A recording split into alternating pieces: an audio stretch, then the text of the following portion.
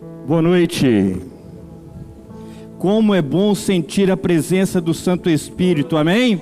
Posso ouvir um aleluia? Deus é maravilhoso, meus amados. Convido os queridos a abrirem a Santa Palavra de Deus no Evangelho de São Mateus, capítulo 5. Estaremos trabalhando nessa noite no versículo de número 10. Mateus 5, 10.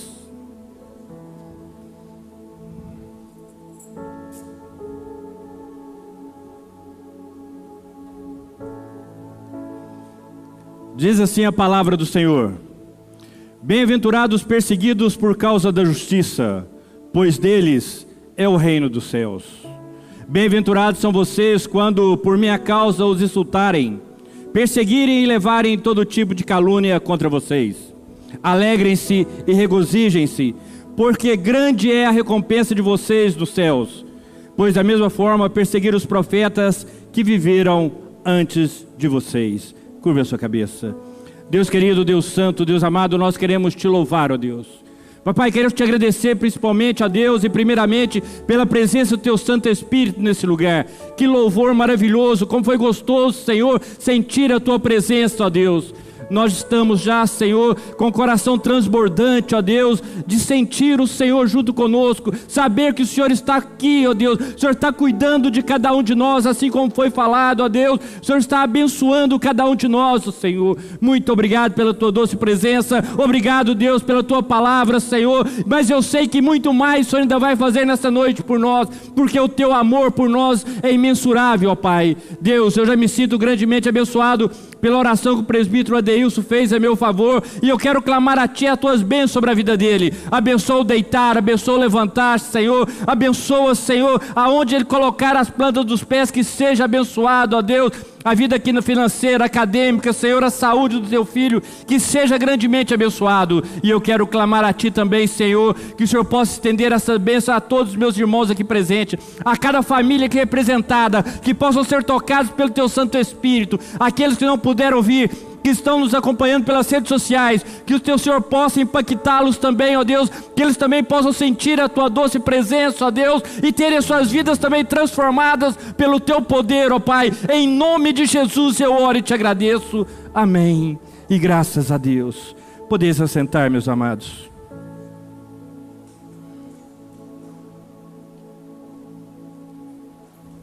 Contam que certa feita John Wesley, ele estava cavalgando sozinho, quando em meio a seus pensamentos ele se lembrou que já havia se passado 3 dias sem ele sofrer nenhuma ofensa, de nenhum modo. Ele não tinha sido perseguido, nenhum tijolo havia sido lançado sobre ele, nenhum ovo. E de repente então ele chegou a parar o seu cavalo e disse em voz alta: Senhor, será que eu me desviei dos seus caminhos? Deus, será que eu estou em pecado? E descendo do cavalo, ele se ajoelhou em apenas um joelho e clamou ao Senhor para que Deus lhe mostrasse se havia alguma coisa errada na sua vida espiritual. E enquanto ele orava, um sujeito ia passando, um sujeito que não gostava de Wesley, e quando aquela pessoa viu Wesley ali ajoelhado, ele pegou o tijolo e jogou, e Wesley viu passando o tijolo do seu lado, e quando ele viu aquele tijolo voando perto dele, ele gritou: obrigado, Senhor, eu sei que ainda careço da tua presença, e eu sei que o Senhor ainda está comigo. E nós estamos tirando tempo para meditar sobre a nossa vida? Será que nós estamos conseguindo tirar um tempo para fazer uma autoanálise, para ver se verdadeiramente nós estamos vivendo segundo a palavra de Deus? O nosso Deus, meus amados irmãos, Ele nos ama muito, e Ele tem uma grande recompensa para nós, Podemos passar por provações aqui, podemos passar por momentos difíceis, de lutas, mas uma coisa é certa: a vitória é garantida, amém? E esse é o tema da mensagem dessa noite. Alegre-se, pois grande recompensa lhe aguarda. Fala para a pessoa que está ao seu lado: se alegre, grande recompensa te aguarda. Olha que coisa maravilhosa saber que estamos vivendo aqui, temos períodos de bonança, períodos de alegria, períodos de paz, mas saber que mesmo na hora da dificuldade, nós temos uma grande promessa do Senhor para as nossas vidas, e Ele fala: alegre-se. Meus queridos, hoje trataremos sobre a última das bem-aventuranças. 9 ministrações foram até hoje. Ministrações que o Senhor fez ali ao pé daquela montanha. E o mestre, ao proferir seu magnífico sermão, ele tinha um propósito de comunicar aos homens as verdades divinas e instruí-los e instruir-nos para que andássemos no caminho da justiça.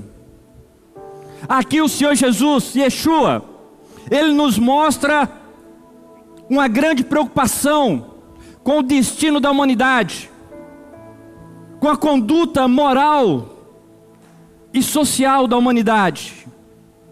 E quando Ele proclamava as bem-aventuranças, Jesus estava anunciando as boas novas do reino, mostrando ali para aquele povo e para nós as qualidades que devem ser encontradas na vida de um verdadeiro cristão. Então o Sermão do Monte nada mais é do que uma forma que Jesus mostrou, que trouxe para nós uma forma, uma conduta, como cada um de nós precisa viver. Ele fez ali declarações de bênçãos, não apenas para aquela plateia que estava ouvindo ele ali naquele dia, mas também para nós que somos seus seguidores, e que um dia estaremos morando com ele no céu, amém? Posso ouvir um glória a Deus? Às vezes eu me pego pensando que não é fácil ser cristão nos nossos dias, mas a verdade é que nunca foi. A palavra de Deus deixa explícito a perseguição à igreja, aos cristãos, ao longo da história. A nossa sociedade, esse mundo a qual vivemos, eles não têm amizade com Deus, e muito menos com o povo de Deus. Quer nós gostemos ou não, estamos em conflito com o mundo. E sabe por que você está em conflito com o mundo? Porque a igreja está em conflito com o mundo. Porque as nossas atitudes, a nossa forma de viver é diferente do mundo, amém? E quando nós lemos as bem-aventuranças, observamos que elas nos mostram uma perspectiva totalmente radical, diferente da perspectiva do mundo. O mundo, ele estimula o orgulho, a vaidade. Mas vem Cristo e prega a humildade, e fala que nós precisamos ser humildes. O mundo, ele dia a dia, ele incentiva o pecado, a viver na promiscuidade, especialmente se for de uma forma que a pessoa consiga escapar imune. Mas vem Yeshua e começa a ensinar para nós e falar para nós que nós devemos nos santificar. O mundo, ele está em guerra com Deus, ele está em guerra contra Deus. O mundo está em guerra contra o povo de Deus. Mas olha que paradoxo, enquanto o mundo está em guerra contra o povo de Deus, contra Deus, Deus deseja reconciliar-se com seus inimigos e recebê-los como filhos. Quem vive de maneira agradável a Deus, segundo os seus mandamentos, pode sim sofrer perseguições, pode sim ser discriminado, mas nós temos uma certeza: grande vitória, grandes bênçãos estão reservadas para nós, amém? Para nós que vivemos aqui no Ocidente, é quase incompreensível associar perseguição com felicidade. Parece para nós coisas mutuamente excludentes, e esse é realmente o grande paradoxo. Mas Jesus vem aqui e termina essa sessão das bem-aventuranças dizendo-nos que o mais elevado grau de felicidade está ligado à perseguição. Conta uma história aí que certa feita um jovem chegou ao seu pastor e perguntou para ele: pastor, se a igreja ela for mais perseguida, ela será mais fiel? E o pastor respondeu para ele: não, se ela for mais fiel, ela será mais perseguida. E o Sermão do Monte deixa claro que para validarmos a nossa conversão, isso vai custar para nós as lágrimas do arrependimento pelos nossos pecados, de obedecer, de seguir os mandamentos do Senhor. E nós precisamos nos lembrar de uma coisa: a cruz, ela vem antes da coroa. O deserto precedeu a terra prometida. O sofrimento, ele precede a glória. E nós precisamos entender isso. E talvez você possa estar passando em sua mente: pastor, mas por que acontece dos cristãos serem perseguidos? O cristão, meus amados irmãos, ele pode ser perseguido por quem ele é, porque você é cristão, porque você reflete a imagem de Cristo. O mundo odeia como odiou a Cristo. Em João 14, 18 e 19 diz: se o mundo vos odeia, sabei que primeiro do que a vós outros, me odiou a mim. Se vós fosseis do mundo, o mundo amaria como era seu. Como todavia não sois do mundo, pelo contrário, dele vos escolhi, por isso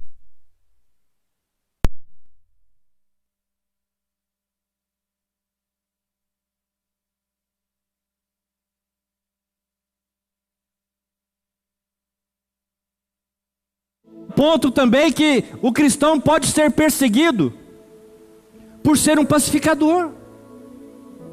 Nós falamos semana passada sobre os pacificadores. Por um espírito, meus amados irmãos, que reina nesse mundo, é o espírito de guerra. É um mundo que é contrário à paz. O espírito que atua nos filhos da desobediência é o mesmo que é aquele mentiroso, ladrão e assassino. O mundo, por muitas vezes, pode atacar a sua vida, ele pode atacar sua honra.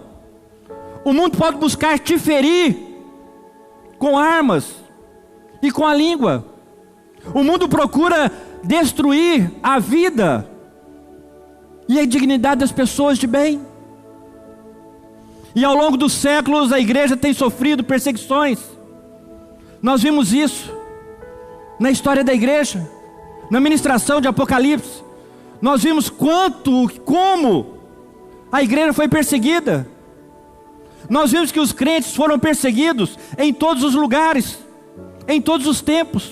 Paulo disse em 2 Timóteo 3,12: todo aquele que quiser viver piedosamente em Cristo será perseguido. Paulo, depois de ser apedrejado em Listra, ele se encontra com os crentes ali e os encoraja, dizendo, através de muitas tribulações, nos importa entrar no reino de Deus, lá em Atos 14, 22. Mas você pode pensar, pastor, mas como? Que formas são essas de perseguição? Uma delas, meus amados, que muitos sofrem, é a injúria. A palavra grega oneidzo significa jogar algo na cara de uma pessoa, maltratar com palavras vis, cruéis e escarnecedoras. O próprio Cristo, ele foi acusado de ser beberrão, glutão, endemoniado. Pesaram sobre os cristãos quantas coisas horrendas. Foram chamados de canibais, de imorais, de incendiários, de rebeldes, de ateus. Chamaram Paulo de tagarela, de impostor, de falso apóstolo. A segunda coisa é a mentira. A arma que o diabo mais gosta de usar é a mentira. A mentira é a negação, é a ocultação, é a alteração da verdade. Terceiro, é o falar mal. Os cristãos são alvos da maledicência. É a inimizade da serpente com a semente divina. O que entristece, o que dói no nosso coração, é que infelizmente mesmo hoje, muitos cristãos, muitos crentes, estão dando motivo para se falar mal deles. Multiplicam-se os escândalos daquelas pessoas que se dizem seguidores de Cristo. E o mundo pega esse mau exemplo e começa a generalizar. Joga tudo mesmo dentro do mesmo balaio e começa a falar que todo mundo é assim. Mal pagador, mentiroso, sem educação, bruto, egoísta. E todo mundo começa a ser rotulado. É triste dizer, mas ser crente hoje não é mais sinônimo de ser uma pessoa íntegra, honesta e verdadeira. A igreja tem crescido ano após ano, o número de pessoas que se dizem cristãs, mas não está influenciando a sociedade. A sociedade está indo de mal a pior. A palavra de Deus diz: venha como estás. Então é para você vir, você foi chamado, venha do jeito que você está. Se estiver bebendo, se estiver fumando, se estiver prostituindo, Deus chamou, venha. Mas permita, quando chegar o Espírito Santo, transformar. Porque precisa haver mudança, amém? É uma nova vida. E muitas pessoas não querem mudar.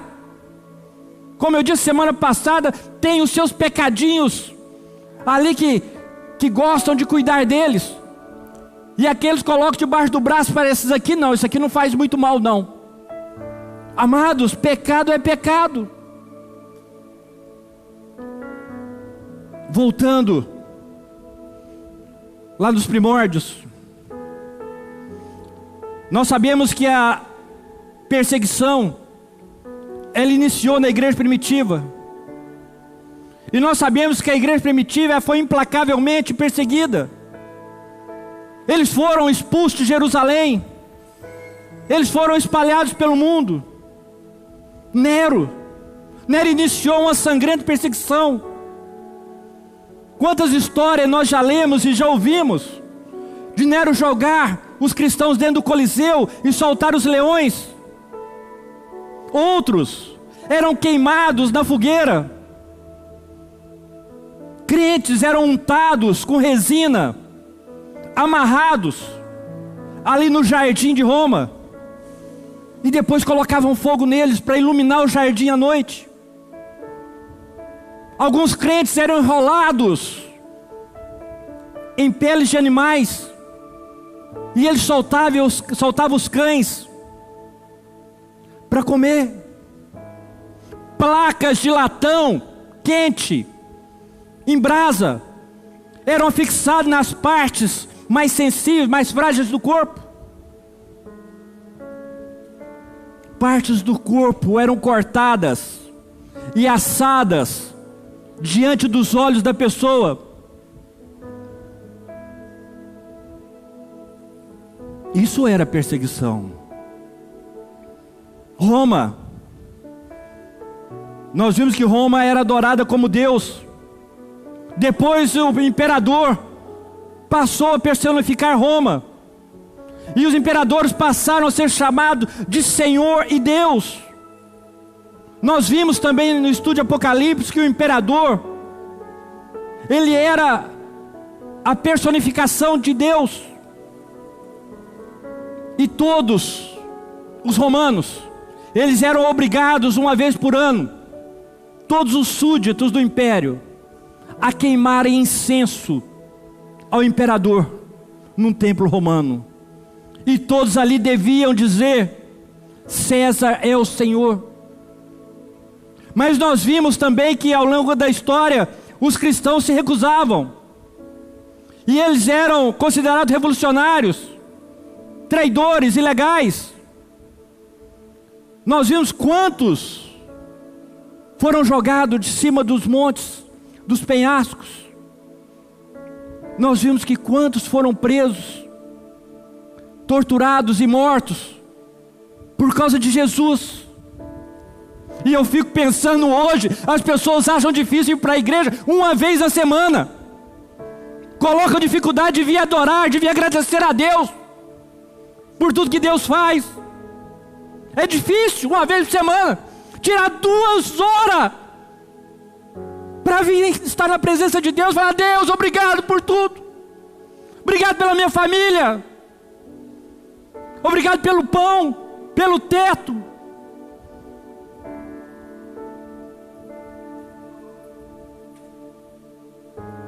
Nós tivemos perseguições religiosas também ao longo dos séculos. Os crentes foram perseguidos pela intolerância e inquisição religiosa. Nós sabemos que alguns pré-reformadores foram queimados vivos, como John Hus, Jerônimo de Savonarola, Wycliffe, ele precisou se esconder. Lutero ficou trancado no mosteiro. William Tyndale foi esquartejado. Depois de Roma, na França, Catarina de Médici promoveu uma dura perseguição para os crentes. Nós vimos sobre isso. Na Inglaterra, nós vimos que Maria Tudor levou a estaca os líderes e passou a fio de espada milhares de crentes. O comunismo ateu e o nazismo, ele também levou milhões de crentes ao martírio. Na Coreia, na China, e ainda hoje nos países comunistas, islâmicos, os crentes são presos, torturados e mortos. Será que nós conseguimos fazer uma reflexão? Será que ouvindo isso, será que o Espírito Santo de Deus está falando no seu coração? Está te mostrando que nós precisamos mudar de vida? Amados irmãos, nós estamos aqui, mas nós somos daqui. Nós somos peregrinos nessa terra. Por mais que você viva 90, 100 anos, o que é isso perto da eternidade? E se nós não nos juntarmos hoje e verdadeiramente ser um povo de Deus que vai fazer a diferença nesse mundo, como que fica? Muitas pessoas estão falando que esse período de pandemia, que graças a Deus está passando a febre das pessoas, as pessoas ficam falando sobre isso, mas que serviu como uma peneira para ver que verdadeiramente quem eram os crentes, aqueles que verdadeiramente adoram o Senhor. Mas você pode estar pensando, pastor, mas quem são os perseguidos? Se você olhar comigo a perseguição do versículo 10, ela é generalizada, enquanto no versículo 11, ela é personalizada. Mas ambos os versículos, eles estão falando do mesmo grupo. E quem são? São os mesmos descritos dos versículos 3 a 9. Quem são eles? Os humildes, os que choram, os mansos, os que têm fome e sede de justiça, os misericordiosos, os limpos de coração, os pacificadores. Esses são aqueles que o mundo persegue. André, o irmão de Pedro, ele foi amarrado numa cruz para ter uma morte lenta. Nós sabemos que Pedro ficou 9 meses preso, depois foi crucificado de cabeça para baixo. Nero mandou decapitar Paulo. Tiago foi passado a fio de espada. Mateus, Bartolomeu e Tomé foram martirizados. João foi deportado para Pátimos.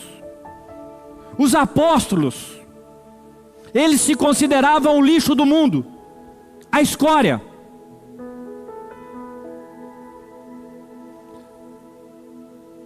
Hoje, quando nós olhamos para certos locais, para certos crentes,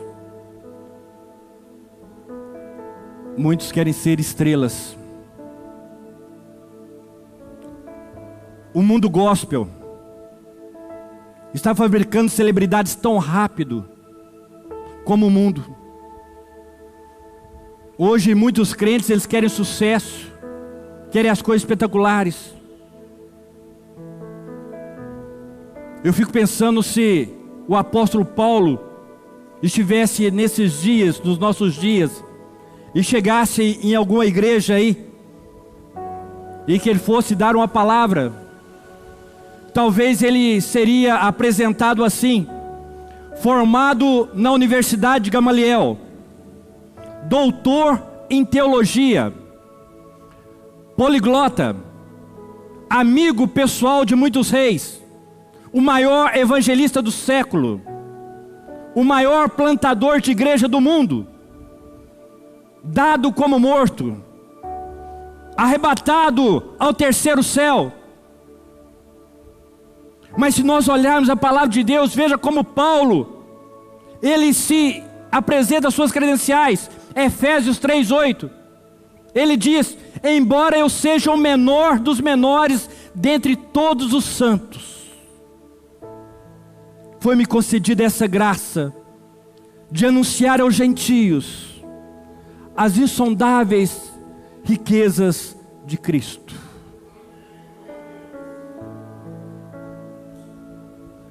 Dos 27 livros do Novo Testamento, 13 foi escrito pelo menor.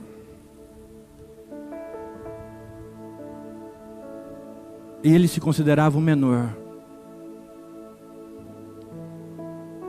Mas pastor, quando sofreram a bem-aventurança, e aí? Amados, quando nós sofremos por causa da justiça, alguns tomam a iniciativa de se opor a nós, não por causa dos nossos erros, mas porque não gostam da justiça, da qual nós temos fome e sede. A perseguição, ela é simplesmente um conflito entre dois sistemas de valores irreconciliáveis. Mas nós precisamos entender que sofrer pelo seu erro, sofrer pelo nosso erro, pela sua falha, pelo seu pecado, isso não é bem-aventurança, mas sim é uma vergonha e uma derrota. Sofrer pelo erro é punição, é castigo, e não felicidade. Sofrer porque foi flagrado no erro não é ser bem-aventurado. Um aluno que é flagrado por uma professora colando, isso não é bem-aventurança. Um funcionário, ele não é feliz quando ele é mandado embora por negligência. Um cristão, ele não é feliz por ser perseguido ao ter violado a lei. Em nossa análise de Apocalipse, nós vimos que os crentes sofriam financeiramente, e muito, por se negarem a participarem dos sindicatos comerciais, que tinham suas divindades e padroeiros, porque eles não se dobravam diante daquelas divindades, eles não se submetiam àqueles deuses. Os crentes sofriam quando se convertiam, e eram desprezados pela família, desprezados pelos amigos. Então, amados irmãos, bem-aventurados são os que sofrem por causa do relacionamento com Cristo. O mundo não odeia o cristão, mas odeia a justiça, odeia o Cristo que os cristãos representam. Amém? Não é a nós que o mundo odeia, mas a verdade que nós representamos. O mundo odiou Jesus e o levou à cruz. Assim, quando o mundo vê Cristo em nossas vidas, quando o mundo vê Cristo nas nossas atitudes, o mundo tenta te prejudicar, e quando ele não consegue, ele começa a te odiar. E muitas vezes as perseguições, ela não procede só do mundo pagão, mas muitas vezes as perseguições vêm pelos falsos irmãos. Quem serviu o exército ou a polícia sabe que o pessoal sempre falava sobre o fogo amigo, o cuidado com o fogo amigo, porque o fogo amigo ele é muito pior, porque ele vem de onde se menos espera. O apóstolo Paulo nos alerta sobre esses falsos irmãos em 2 Coríntios 11 e Gálatas 2. Lobos em pele de cordeiro. Mas pastor, ok, entendi. Mas como nós devemos enfrentar essa perseguição? Se ela acontecer, primeiro, meu amado irmão, com alegria e esperança. Primeira coisa, nós não devemos buscar a vingança, como o ímpio, como o incrédulo busca. Nós não devemos ficar mal-humorados, como uma criança embirrada, nem ficar lambendo as nossas feridas, cheias de autopiedade, nem negar a dor, como os estoicos, muito menos gostar de sofrer, como o masoquista. As palavras que Jesus, ele utiliza aqui para descrever, é uma alegria intensa, maiúscula, superlativa, absoluta. A palavra exultai, agaliaste, significa saltar, pular, gritar de alegria. E alguém que pula de alegria, que exulta com alegria indizível, é cheia de glória, amém? Muitas pessoas falam que tem que sofrer, que é isso, é aquilo, mas deixa eu te falar, cristão não é masoquista. Cristão não tem prazer no sofrer. Ele não se alegra pela perseguição em si, pelo próprio fato de estar recebendo mal. O cristão, ele exulta pelo significado dessa perseguição e pelas recompensas que essa perseguição trará. Porque nós, os cristãos, são felizes quando são perseguidos? Vocês sabem uma das coisas? Quando o cristão é perseguido, ele tem uma grande oportunidade para demonstrar lealdade a Cristo. Eu acredito que a maioria de vocês já ouviu falar de Policarpo o bispo de Esmirna. Ele foi colocado ali em uma fogueira, aliás, colocado em várias madeiras em volta. Ele foi amarrado num tronco, colocaram várias madeiras e falaram que ia acender ali a fogueira. E chegaram para ele e deram a oportunidade dele negar a Cristo e adorar a César.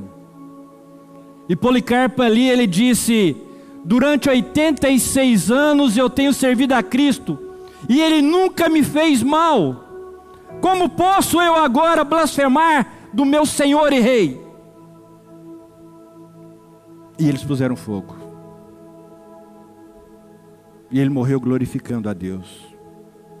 Crisóstomo foi preso e foi chamado e colocado diante do imperador Arcádios por pregar a palavra. E o imperador chegou para ele e o ameaçou de bani-lo ali do reino. E ele disse: majestade, não podes me banir, pois o mundo é a casa do meu pai. E o imperador falou: então eu terei de matá-lo. E ele disse para o imperador: não podes, pois a minha vida está guardada com Cristo em Deus. E o imperador fala para ele: então seus bens vão ser confiscados. Ele diz: majestade, isso será impossível, meus tesouros estão no céu. E ele diz: então eu te afastarei dos homens, e tu não terás mais nenhum amigo. E ele diz para o imperador: isso tu não pode fazer, porque eu tenho um amigo no céu que disse: de maneira nenhuma te deixarei, jamais o abandonarei. Oh, aleluia, glória a Deus. Isso é amor, isso é fidelidade, isso é a prova que Deus está conosco. Um segundo ponto é que porque contribui para o bem daqueles que vêm depois de nós. Hoje, em nosso país, nós temos uma grande liberdade de expressão, apesar de tudo que nós sentimos nesses 2 anos, mas nós temos liberdade de expressão. Nós estamos aqui com as nossas portas abertas, adorando, falando do nosso Deus. Mas isso é porque as pessoas do passado, elas pagaram um preço e morreram para que nós tivéssemos essa oportunidade hoje. E nós, se você olhar comigo, essa bem-aventurança, ela termina da forma que ela começou. Os perseguidos por causa da justiça recebem o reino dos céus. E eles um dia ouvirão a Jesus dizer: vinde benditos de meu Pai, entrai no reino que vos está preparado desde a fundação do mundo. Aleluia, glória a Deus.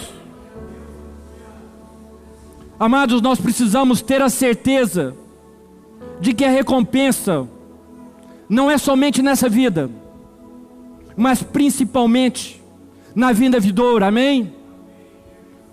Se você parar para pensar, se você analisar o mundo, ele odeia pensar no futuro. O ímpio detesta pensar na eternidade, ele tem medo de pensar na morte. Mas o cristão, nós sabemos a recompensa que está nos aguardando, amém? Nós podemos olhar para frente e saber que tem uma coroa reservada para cada um de nós, amém? Paulo, ele disse antes do martírio, em 2 Timóteo 4, 6-8, eu sei que o tempo da minha partida é chegada, agora a coroa da justiça me está preparada, amém? Para concluir,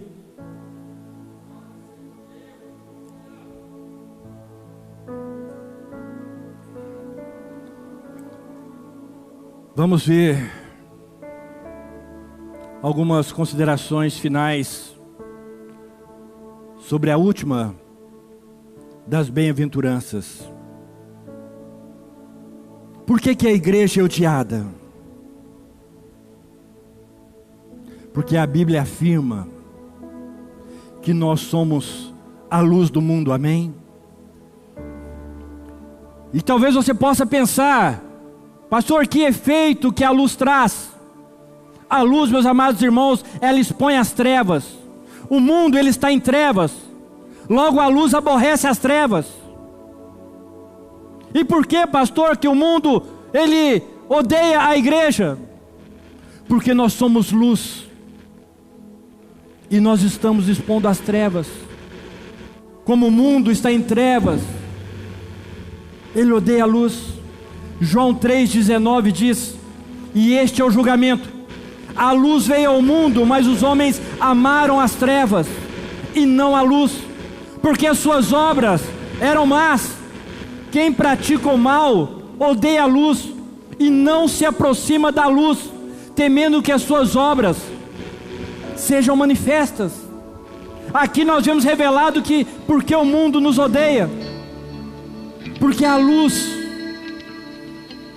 ela revela as obras do maligno. O pecado é exposto. E Mateus 5,14 diz: vocês são a luz do mundo, amém?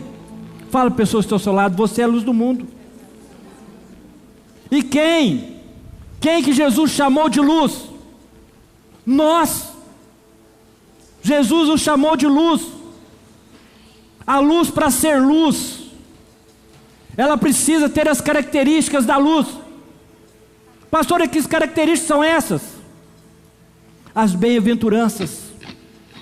Elas são as características que evidenciam a luz, a nossa diferença do mundo. Mas você pode falar: ok, pastor, mas quais são essas diferenças? Os pobres de espírito, os que choram, os mansos, os que têm fome de justiça, os misericordiosos, a pureza do coração, os pacificadores, os perseguidos por causa da justiça. Amados, nós precisamos entender que a nossa conduta, a prática das bem-aventuranças, expõe, confronta o pecado, a maldade do mundo, expõe o pecado para todos verem. Por isso o mundo é contra a igreja, por isso fazem tantas chacotas, tentando nos intimidar, porque nós somos como um farol, amém? Onde nós estamos, onde nós chegamos, não tem mais trevas, não tem mais escuridão. A luz chega naquele lugar, nós iluminamos. E quando nós iluminamos naquele lugar, o pecado fica à vista, a maldade, as obras dos ímpios. Por isso que o mundo odeia e persegue a igreja. Um outro ponto é que nós temos valores absolutos. E ter valores absolutos em um mundo relativista, isso causa um confronto, pois eles não conseguem aceitar essas verdades e começam a ranger os dentes. João 14,6, Jesus diz: eu sou o caminho, a verdade e a vida, ninguém vem ao Pai a não ser por mim. Você já observou aqui o artigo definido o? E se você observar, a igreja é odiada, porque a igreja conjuga tudo pelo artigo definido. Não existe vários caminhos, não existe vários deuses, não existe vários meios de se conquistar a salvação. Para nós cristãos, há apenas um caminho, um só Deus, uma única forma de se alcançar a salvação. Por isso que o mundo odeia a igreja, porque nós defendemos valores absolutos, valores esses que tiram o ímpio da sua zona de conforto, expõem a sua vulnerabilidade, suas maldades, e eles não querem ser confrontados. Por isso é muito mais fácil perseguir, tentar ridicularizar, tentar tirar a credibilidade. O mundo, ele pratica o que chamamos de pecado, mas nós não fazemos concessão, porque nós temos valores absolutos, amém? E isso faz ele nos odiar. Deixa eu te perguntar, você tem manifestado o caráter de Cristo em sua vida? Você tem manifestado as bem-aventuranças ao mundo? Curva a sua cabeça. O Ministério de Louvor vai estar entoando uma canção, e que você possa ter tido nessas 9 ministrações a oportunidade de ouvir o Espírito Santo falar em seu coração. Você possa ter sentido a necessidade de ter um novo coração, de ter uma mudança de vida. Que nessa noite você possa orar agora e pedir ao Senhor que verdadeiramente você tenha um coração igual ao do Senhor. Que verdadeiramente você possa ser a imagem e semelhança de Yeshua. E que o mundo possa ser um lugar melhor para se viver. Principalmente porque você está ali. E ao mesmo tempo que você possa se alegrar, pois sabe que uma grande recompensa te aguarda. Que a graça, a misericórdia do Senhor seja sobre a sua vida, hoje e para todo sempre.